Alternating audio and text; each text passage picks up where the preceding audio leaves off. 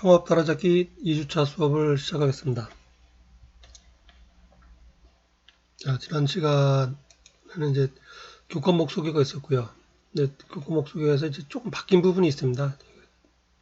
그 평가하는 방법에서 그 지난 시간에 이제 직무수행 능력 평가 80% 출석 20% 그랬었는데 직무수행 능력 평가 중간고사 기말고사를 이제 30점 30점씩 하고 리포트 점수를 20점으로 했습니다.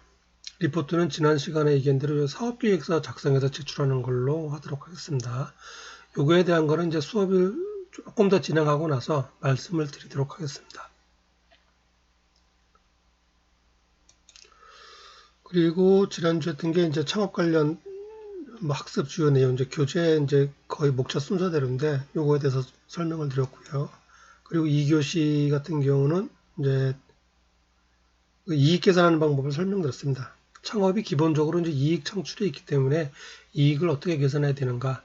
물론 이제 상식적으로는 알고 있지만은 조금 더 좀 전문적으로 그렇게 좀 계산을 하기 위해서 수익, 비용, 이익에 대해서 말씀을 드렸습니다. 그래서 이제 매출원가 개념도 좀 중요하고요. 여기가 지난 시간이 되겠고 오늘은 이제 교과서를 가지고 강의를 진행하도록 하겠습니다.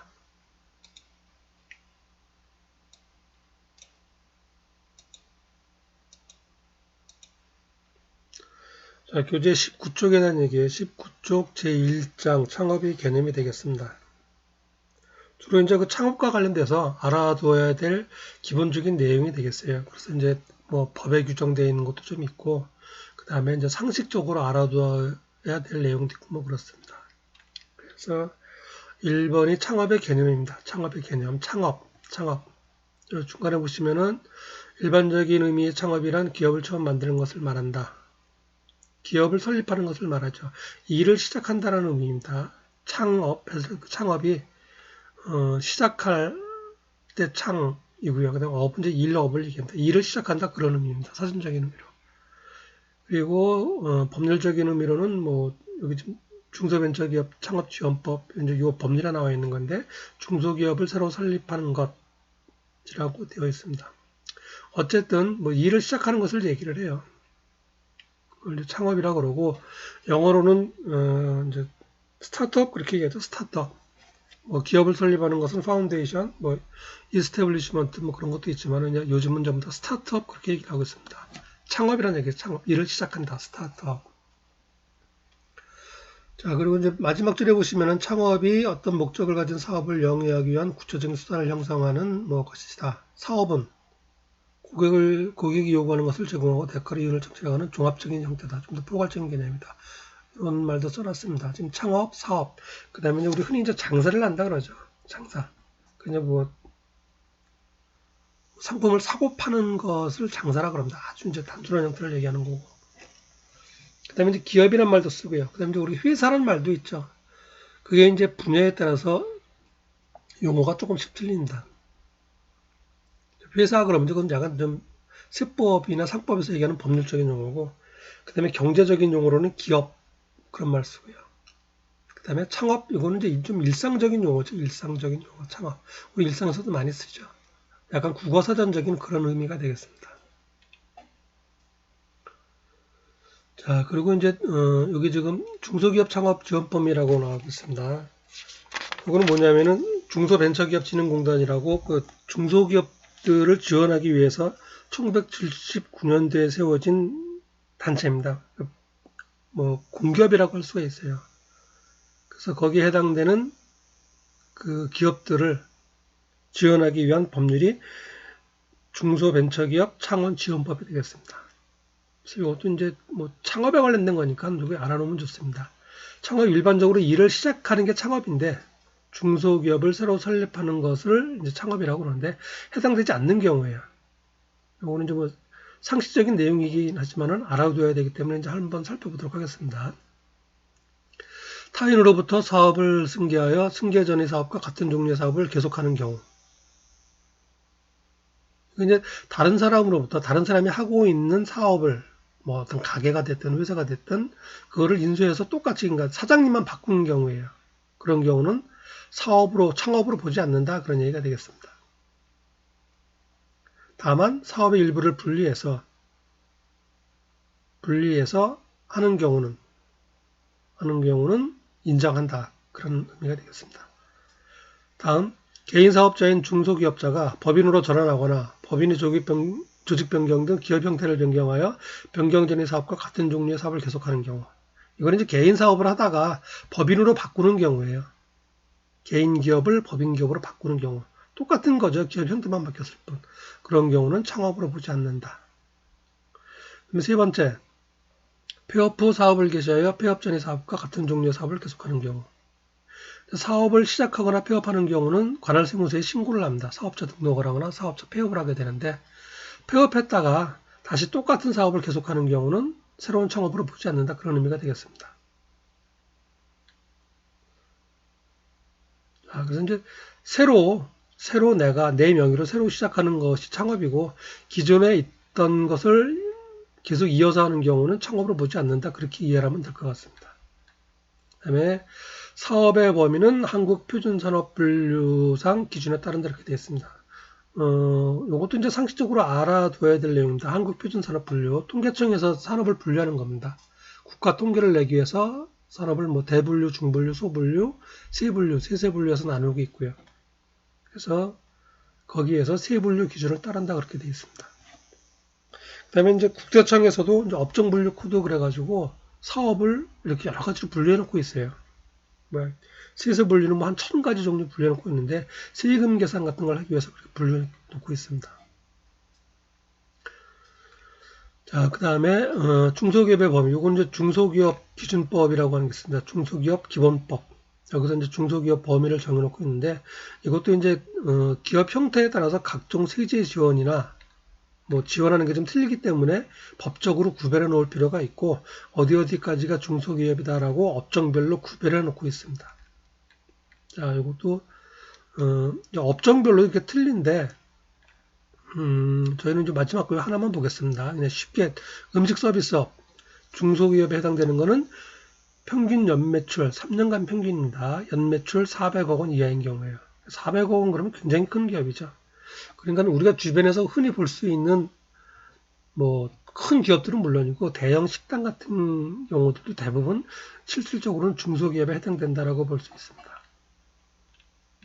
그리고 이제 우리가 흔히 이제 신문지상에서 보게 되는 삼성전자니 LG전자니 현대자동차니 하는 기업들 그런 기업들이 대기업이고 그리고 이제 우리가 좀 많이 못 들어본 기업들 주식 상장되지 않은 기업들 그런 기업들이 대부분 다 중소기업에 해당된다라고 보시면 되겠습니다. 평균 매출 400억 이하니까 지금 우리 개인 입장에서 봤을 때는 상당히 큰 기업들이죠. 근데 여기도 전부 다 중소기업에 어쨌든 해당이 됩니다.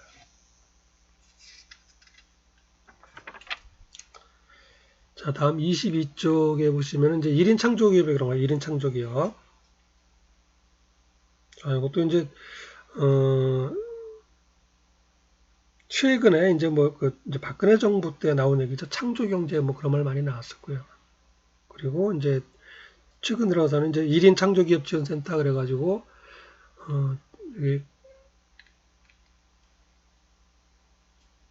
주로 이제 지식 서비스 분야에서 어떤 지식이나 전문 기술 가지고 이제 창업하는 경우에 그런 경우 1인 창조기업 그래가지고 각종 지원을 해주고 있습니다. 그래서 기본적인 정의가 이렇게 되고요. 창의성과 전문성을 갖춘 1인 또는 5인 미만의 공동사업자로서 상시 근로자 없이 사업을 영위하는 자 이렇게 정의를 내리고 있습니다. 그리고 구체적인 내용으로 지식 서비스업, 제조업 분야에서 창의적인 아이디어, 전문기술, 지식재산권을 사업화하는 프리랜서, 그리고 개인 사업자, 그리고 몇몇이서 합쳐서 하더라도 적어도 5인 미만인 경우의 공동 창업까지를 1인 창조기업 이렇게 보고 있습니다. 그래서 이제 중소벤처기업부에서 이렇게 1인 창조기업에 대해서 여러 가지 지원을 하고 있어요. 그런 지원 내용들이 쭉 써 있습니다. 혹시나 여러분들이 이제 나중에 창업을 하게 될 때 이런 곳에 해당이 된다면은 1인 창조기업에 해당된다면은 각종 지원들을 국가에서 제공하는 각종 지원들을 받을 수 있다라는 것입니다. 자, 그래서 큰 1번으로 이제 그 창업에 대한 개념을 설명을 드렸고요. 그 다음에 이제 창업의 중요성입니다. 창업의 중요성. 보시면은 이제 그 24쪽 상단에 나와 있는데, 기본적으로 창업을 하는 이유는 창업을 지금 장려하고 그다음에 뭐 이렇게 지원해 주는 이유가 여기에 있습니다. 개인적인 부의 창출과 사회 전체적인 부의 창출.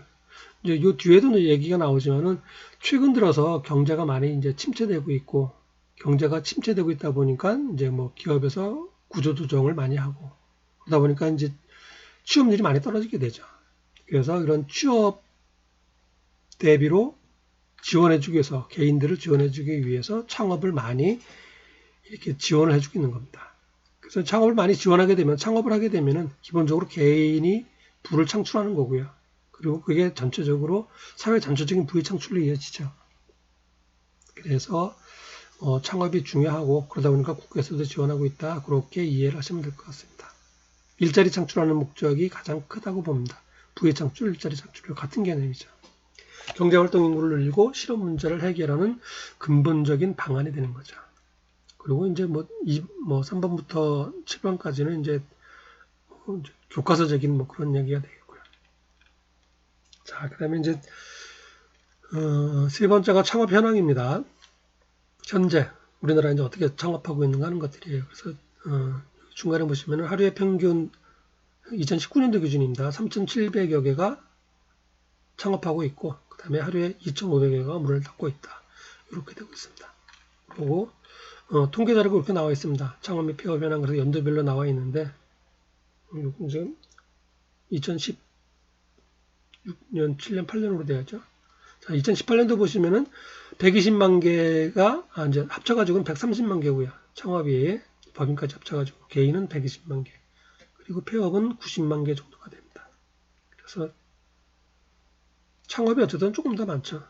그리고 이제, 최근 이제 올해는 이제 2020년이요. 2020년 상반기 1월부터 6월까지 자료가 나온 게 있는데, 지금 규제에는 여기 실려 있지 않지만, 이제, 얼마 전에 신문에 나온 것입니다. 거기 보시면은 이제, 우리나라 같은 경우 2020년 상반기에, 전체 81만 개가 창업이 되었고요.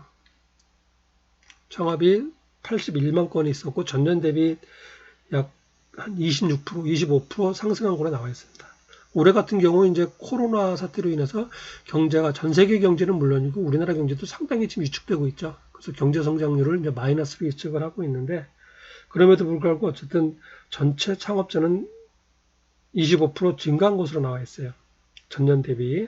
근데 증가한 이유가 이제 뭐 경제가 활성화되고 뭐 그래서 증가한 게 아니고, 올해 초에 주택임대사업자를 이렇게 등록하게끔 정부에서 유도를 했습니다. 그래서 이제 주택임대사업자가 한 17만 정도 이렇게 증가를 했다 그래요. 그래서 이제 그 창업자 수는 그래서 많은 거고, 도소매업도 이제 온라인 판매 위주로 해서 조금 늘었고요.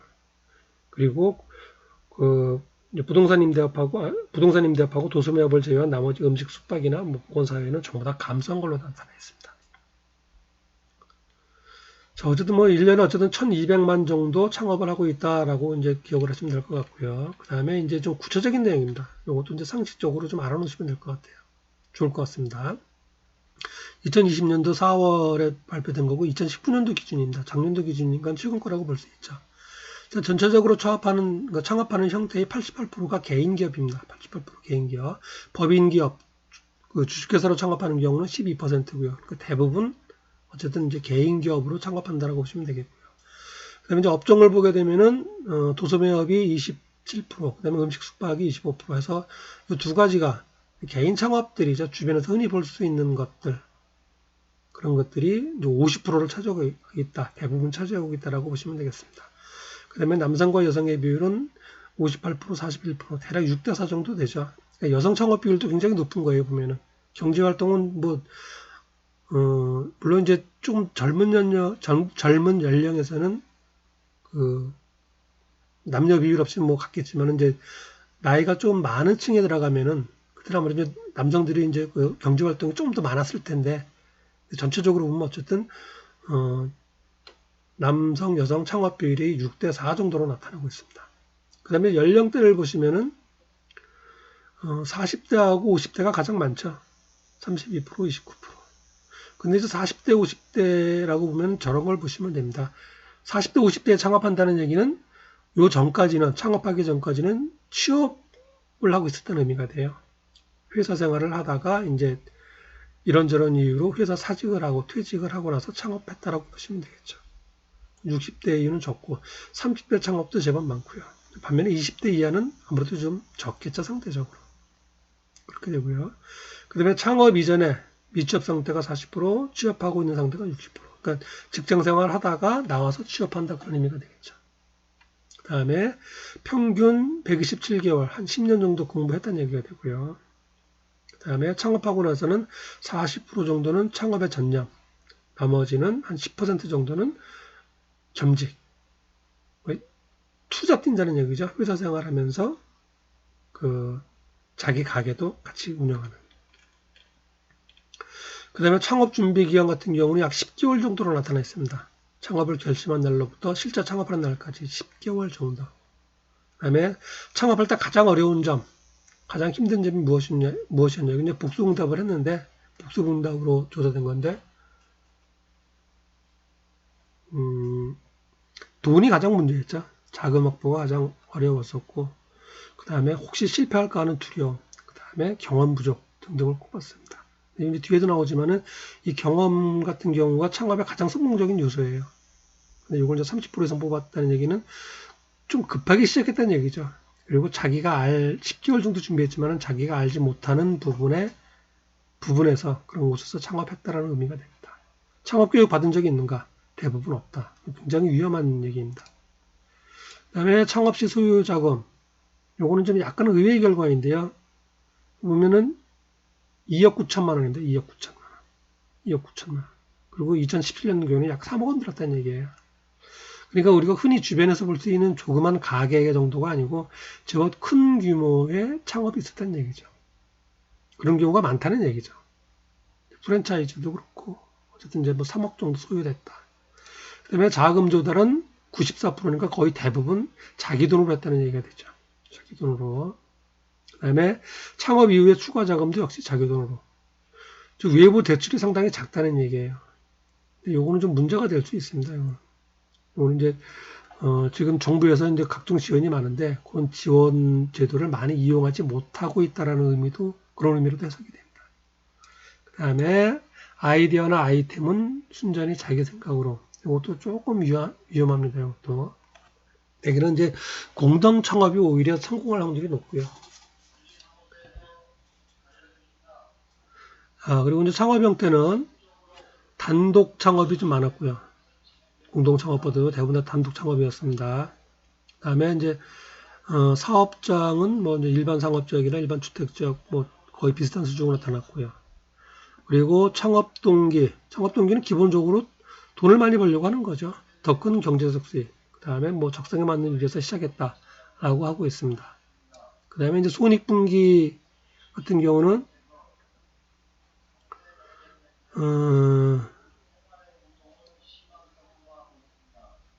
창업 기업의 이제 94%가 손익분기점을 초과했다는 얘기고요.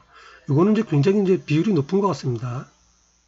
그리고 초과 기간은 약 한 8개월 정도 걸렸고, 그다음에 홍보 마케팅은 뭐 별로 하고 있지 않다, 거의 하고 있지 않다가 82%. 그다음에 이제 업종별로 이거는 이제 앞에서도 좀 있었죠. 음식, 숙박, 도소매업이 합쳐가지고 50%가 넘습니다.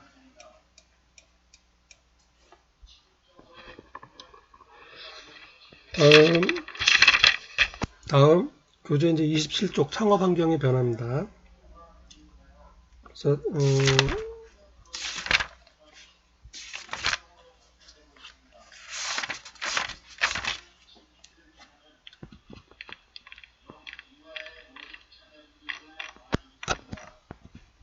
자, 창업 환경의 변화. 그래서 이제 네 가지를 얘기하고 있습니다. 1번 글로벌 경제의 확대, 2번 정보와 기술, 기술 발전. 그 다음에 세 번째가 인구 통계학적 환경. 그리고 네 번째가 조기 퇴직에 따른 인생 이모작. 다섯 번째가 소자본 창업의 활성화. 이렇게 네 가지를, 6가지죠. 정부 정책의 변화까지 해서 이렇게 나열을 하고 있습니다.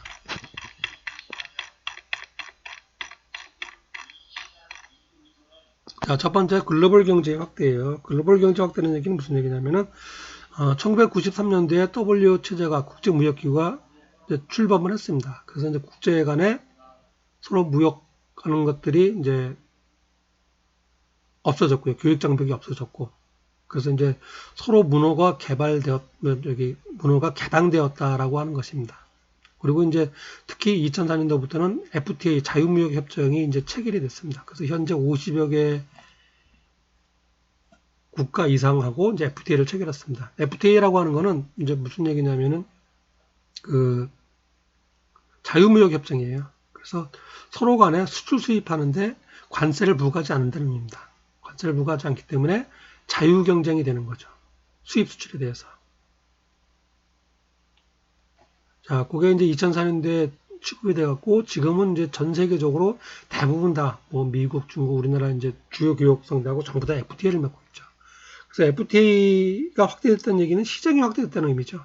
우리나라 물건이나 외국 물건이나 그거를 우리나라에서 사고 파는 거나 외국에서 사고 파는 거나 똑같이 되었다는 얘기입니다. 그래서 경쟁이 확대되었다는 얘기예요. 그래서 글로벌 경제 확대라는 얘기는 무한 경제 시대에 도달했다 뭐 그런 의미가 되겠습니다. 자, 다음에 이제 정보화 지식 기술 산업 발전 이렇게 되어 있습니다. 그래서 이거는 이제 최근 들어서 이제 그 기술 발전이 엄청나죠. 그것 때문에 이제 뭐 4차 산업혁명 그래가지고 이제 뭐 직업이 어떻게 사라질 거고 뭐 어쩌고 그런 얘기들을 많이 하고 있습니다. 자, 요거 이제 상식적으로 말씀을 드리면은 지금까지 이제 제 4차 산업혁명 그렇게 얘기하는데 1차 산업혁명은 그 18세기 영국에서 증기기관이죠. 손으로 만드는 것을 증기기관, 기계를 이용해서 물건을 만들어내기 시작합니다. 그거를 이제 1차 산업혁명 그렇게 얘기를 해요. 손으로 만드는 것을 증기의 힘으로, 기계의 힘으로 물건을 만들기 시작하는 것. 그리고 이제 19세기 말부터죠. 그때부터는 이제 대량 생산으로 들어갑니다. 흔히 이제 여러분 영화에서도 가끔 봤었던 컨베이어 시스템 있죠? 쭉 돌아가면서 상품이 대량 생산되는 거. 그거를 2차 산업혁명 그렇게 얘기를 합니다. 미국 뭐 포드 시스템 뭐 그렇게 돼 있고 우리나라도 이제 자동차 생산한다 그러면은 뭐 1분, 2분에 한 대씩 뚝딱거리고 나온다라고 얘기들을 하죠. 자동화되어 있다는 얘기입니다. 그거를 2차 산업혁명이라고 그러고요. 그다음에 3차 산업혁명은 20세기 후반이에요. 컴퓨터입니다. 컴퓨터. 그래서 인터넷이 활성화되면서 정보화 사회로 되는 거죠. 그래서 시간과 장소에 관계없이 모든 정보를 공유하고 있는 것. 거기에 따라서 산업도 바뀌게 되는 거죠. 그거를 제3차 산업이라고 그러고, 그 다음에 이제 21세기에 들어와서, 제4차 산업혁명이라고 얘기를 하죠. 인공지능, 그 다음에 뭐, 사이버, 뭐 얘기하는 것들, 뭐 사물 인터넷, 로봇, 그런 게 전부 다 4차 산업에 대한 얘기입니다. 이렇게 이제 이 정보통신 인공지능 기술의 발전이 굉장히 빠르다는 얘기예요. 그래서 이런 기술의 발전에 적응하지 못하는 기업은 금방 몰락을 하고 그 다음에 기술 발전에 편승하는 기업은 금방 전 세계적인 기업이 된다. 그런 의미가 되겠습니다. 그래서 이제 대표적으로 지금 몰락한 기업이 이제 뭐 노키아, 그 다음에 뭐 제너럴 일렉트릭 이렇게 나오고 있죠. 저희 뭐 구체적인 설명은 뭐 되지 않도록 하겠습니다. 어쨌든 이제 산업혁명에 맞춰가지고 적응 못하는 기업은 바로 몰락한다는 의미예요. 그리고 최근 들어서 크고 있는 기업들이죠. 애플, 구글, 아마존, 네이버, 다음 카카오, 알리바바, 우버, 에어비앤비, 유튜버, 페이스북 매일매일 방송에 나오는 명칭들이죠. 정보지식, 정보통신, AI 등을 기반으로 해서 급격하게 성장한 기업들이 되겠습니다. 자, 그 다음에 이제 인구통계학 전경이에요. 이거는 이제 뭐 다른 나라도 마찬가지고 근데 특히 우리나라가 더 심하죠. 출산율이 1% 미만이죠, 지금. 그래서 점점 우리나라 전체가 노령화가 되고 있습니다. 그래서 이제 재작년까지가, 노령화 사회라고 얘기를 합니다. 65세 인구 비율이 14%. 그리고 이제 2026년에는 20%, 이제 구체적으로 뭐 21%라고 얘기를 해요. 그럼 이제 초고령 사회에 진입을 합니다. 그래서 2060년대에는 전체 65세 이상이 40%에 도달할 거라는 것. 인구 통과학적 환경. 그러다 보니까 실버 산업이 활달하게 확대가 되고 있죠. 실버 산업 확대. 그리고 이제 건강을 우선시하는 게 중요시하고요. 그리고 이제 뭐 인구 구성에 따라서 지금 학교도 많은 영향을 받고 있고요. 학교만이 아니고 이제 모든 산업 전반에 걸쳐서 영향을 받는다는 얘기입니다. 인구 통계학적 변화가. 자, 그 다음에 네 번째는 조기 퇴직에 따른 인생 이모작 이렇게 제목을 붙여놓고 있는데 중간에 이렇게 나와 있죠. 서울시 조사이긴 하지만 뭐 전국 통계랑 뭐 비슷하겠죠. 퇴직 연령이 평균 남성은 53세, 여성은 48세. 근데 중요한 거는 지금 그 생존 연령은 80대 중반이죠. 그럼 보면 이제 퇴직한 이후로도 30년을 더 살아가야 된다는 얘기입니다. 그러니까 경제 활동을 계속 해야 된다는 얘기죠. 물론 이제 53세, 48세에 먹고 사는 게 다 해결이 됐다면 아무런 문제가 없겠지만은 그런 사람들은 많지가 않겠죠. 그래서 저는 30년을 더 생존해야 되기 때문에 경제 활동이 필요하고 경제 활동 추가로도 할 수 있는 게 재취업보다는 재취업도 여기 지금 뭐 10개월 이내는 31%, 그다음에 21% 이렇게 나오고 있는데 많지가 않겠죠. 어쨌든 47%는 재취업이 어렵다. 절반이 취업을 못한다는 얘기입니다. 그러다 보니까 이런 사람들은 어차피 창업을 해야 된다는 얘기예요.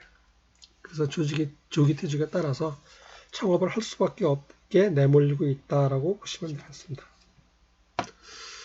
자, 그리고 이제 뭐 소자본 창업의 활성화, 그래서 이거는 이제 우리나라 통계는 나와 있지 않고요. 1980년대 이후로 미국, 그 다음에 이제 90년대, 이제 그 중국 같은, 이거 이제 90년대생들 위주로 이제 중국에서도 이제 소규모 창업이 일어나고 있다 그런 얘기고요.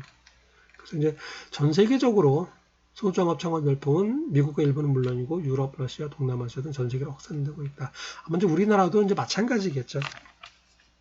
요즘은 이제 뭐 젊은 학생들 위주로 20대, 30대로 이제 주식을 많이 한다 그러는데 그거는 이제 좀 제가 봤을 때는 이제 일시적인 현상이고 어쨌든 이제 우리나라도 소자본 창업이 많이 등장하지 않을까 싶습니다. 그다음에 이제 정부 정책의 변화, 그래서 우리나라도 지금 이제 경제가 많이 침체가 되고 있죠. 현재 뭐 2%도 안 되고 특히 이제 올해부터는 코로나 사태 때문에 그 경제 성장률이 뚝 떨어지고 그러다 보니까 이제 구조조정이 일어나고 그러다 보니까 이제 정부에서는 할 수 있는 일이 어떻게든지 고용을 좀 유지시키려고 그러고요.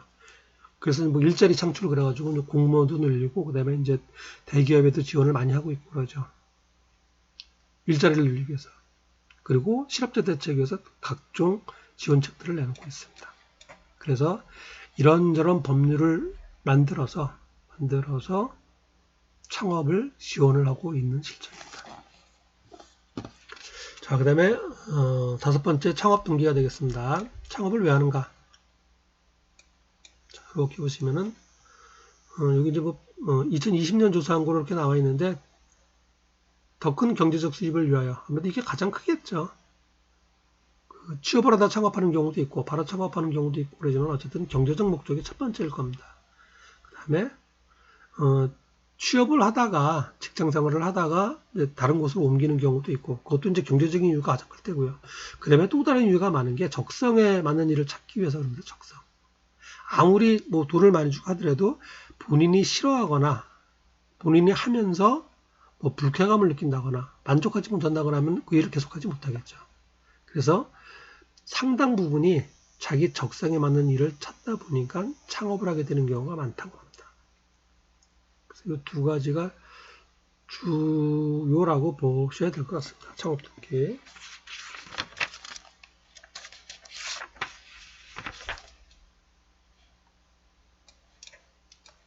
자, 그다음에 이제 규제에서는 좀 이렇게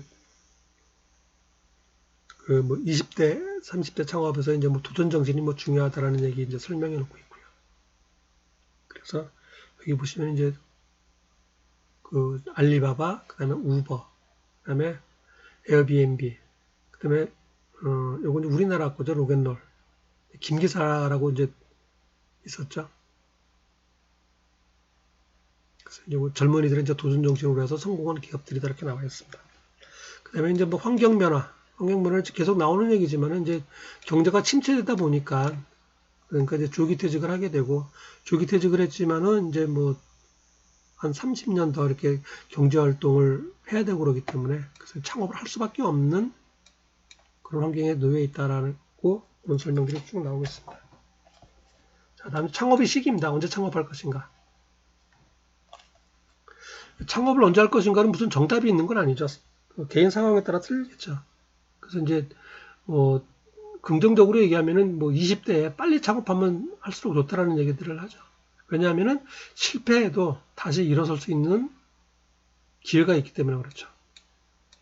그렇게 얘기를 하지만은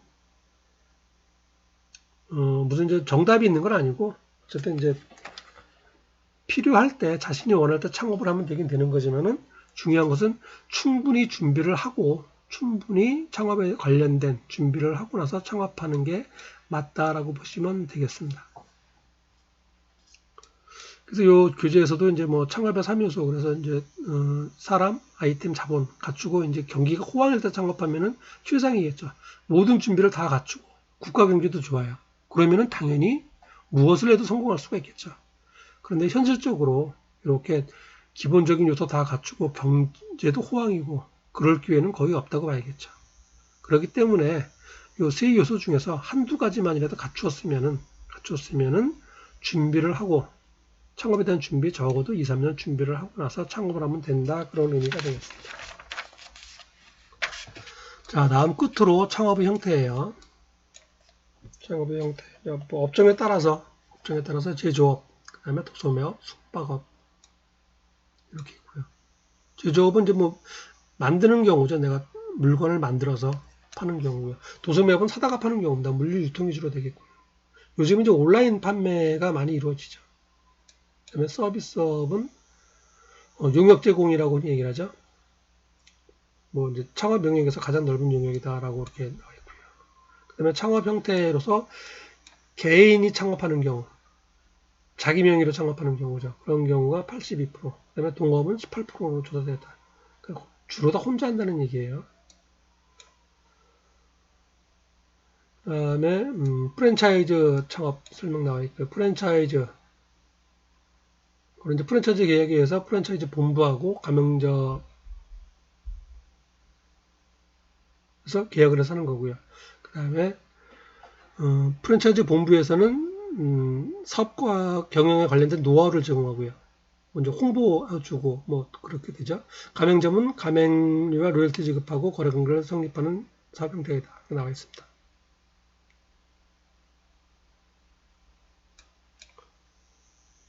자, 그리고 이제 프랜차이즈는 뒤에 좀 따로 챕터가 있어가지고 그때 좀 상세히 설명드리도록 하겠습니다. 그 다음에 이제 점포를 가지고 하는 경우 점포 창업이다라고 얘기를 하고요.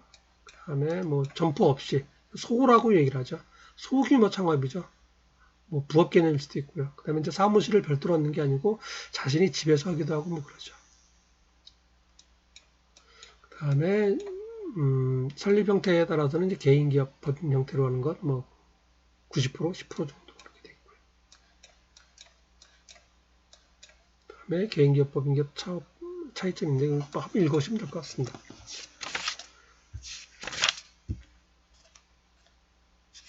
자, 조금 이제 그 교과서 그냥 1장 내용을 설명드렸는데 이제 이론적인 내용이고 좀 상식적인 내용입니다. 그러다 보니까 좀 구체적으로 이렇게 설명드릴 사항이 많은 것도 아니고요. 그래서 이제 교과서 위주로 설명을 드렸고, 자, 잠깐 쉬었다가 창업의 성공 요인 39페이지 챕터 2 진행하도록 하겠습니다.